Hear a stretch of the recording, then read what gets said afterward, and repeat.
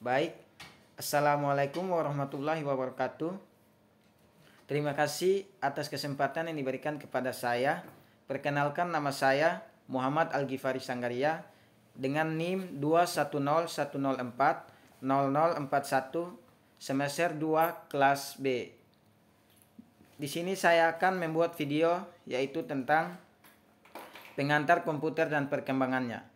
Pada tahun 1812, Babbage memperhatikan kesesuaian alam antara mesin mekanik dan matematika, yaitu bahwa mesin mekanik sangat baik dalam mengerjakan tugas yang mana berulang kali tanpa kesalahan, sedangkan matematika membutuhkan repetisi sederhana dari suatu langkah-langkah tertentu. Usaha Babbage yang pertama untuk menjawab masalah ia muncul pada tahun 1822 ketika ia mengusulkan suatu mesin untuk melakukan perhitungan persamaan diferensi. Setelah bekerja dengan mesin diferensial selama 10 tahun, Babbage tiba-tiba terinspirasi untuk memulai membuat komputer general purpose yang pertama yang disebut Analytical Engine. Selain itu, pemahaman Augusta yang baik tentang mesin ini kemungkinannya membuat instruksi untuk dimasukkan ke dalam mesin dan juga membuatnya menjadi programmer wanita yang pertama. Charles Babbage adalah seorang matematikawan dari Inggris yang pertama kali mengemukakan gagasan tentang komputer yang dapat diprogram. Sebagian dari mesin yang dikembangkannya, namun ini tidak sesuai. Catatannya pada mesin ini termaksud apa yang dikenal sebagai algoritma. Dengan demikian, ia dianggap sebagai programmer wanita pertama. Kita masuk kepada komputer generasi pertama, yaitu usaha yang dilakukan oleh pihak Amerika pada saat itu menghasilkan suatu kemajuan lain. Howard H. A. Aiken, seorang insinyur Harvard yang bekerja dengan IBM, berhasil memproduksi kalkulator elektronik untuk UC Navy. Kalkulator tersebut dapat melakukan perhitungan aritmatik dasar dan persamaan yang kompleks. Kita masuk yang berikutnya adalah komputer generasi kedua. Pada tahun 1948, penemuan transistor sangat berpengaruh terhadap perkembangan komputer masa itu. Transistor menggantikan tube vakum di televisi, radio, dan komputer, sehingga mengakibatkan berubahnya ukuran mesin-mesin elektrik yang tadinya berukuran besar menjadi ukuran yang lebih kecil. Nah, yang berikutnya adalah komputer generasi ketiga. Walaupun transistor dalam banyak hal mengunggul tube vakum, namun transistor menghasilkan panas yang cukup besar yang dapat berpotensi merusak bagian-bagian internal komputer. IC mengkombinasikan 3 komponen elektronik dalam sebuah piringan silikon kecil yang terbuat dari pasir kuarsa.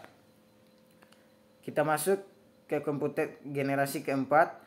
Kemampuan untuk memasang sedemikian banyak komponen dalam suatu keping yang berukuran setengah keping uang logam mendorong turunnya harga dan ukuran komputer. Hal tersebut juga mengingatkan daya kerja, efisiensi, dan keterandalan komputer. Chip Intel 4004 yang dibuat pada tahun 1971 membawa kemajuan pada IC dengan meletakkan seluruh komponen dari sebuah komputer dalam sebuah chip yang sangat kecil. Sebelumnya IC dibuat untuk mengerjakan suatu tugas tertentu yang spesifik. Dan sekarang sebuah mikroprosesor dapat diproduksi dan kemudian diprogram untuk memenuhi seluruh kebutuhan yang diinginkan. Komputer generasi kelima, Apple. Komputer yang pertama ada sedangkan yang disebut dengan program adalah kumpulan instruksi atau perintah terperinci yang telah sudah dipersiapkan supaya komputer dapat melakukan fungsinya dengan cara yang sudah ditentukan. Prosesor merupakan otak dan pusat pengendalian komputer yang didukung oleh komponen lainnya, di mana prosesor merupakan chip yang sering disebut dengan mikroprosesor. Pada saat sekarang ini, ukuran prosesor sudah mencapai lintasan GHz. Pada dasarnya, kinerja prosesor dibantu oleh data bus dan chips.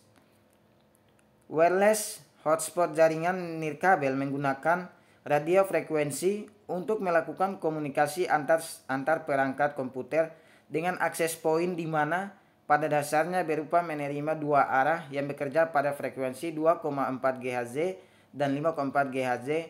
Perangkat laptop sudah banyak yang dilengkapi dengan adapter IEEE 802.11b atau IEEE. Baik, 802.11g router adalah sebuah alat jaringan komputer yang mengirimkan paket data melalui sebuah jaringan atau internet menuju tujuannya melalui sebuah proses yang dikenal sebagai routing. Modem ADSL atau modem DSL adalah perangkat yang digunakan untuk menghubungkan komputer atau router ke seluruh telepon untuk menggunakan layanan ADSL. Sekian dan terima kasih atas waktunya. Wassalamualaikum warahmatullahi wabarakatuh.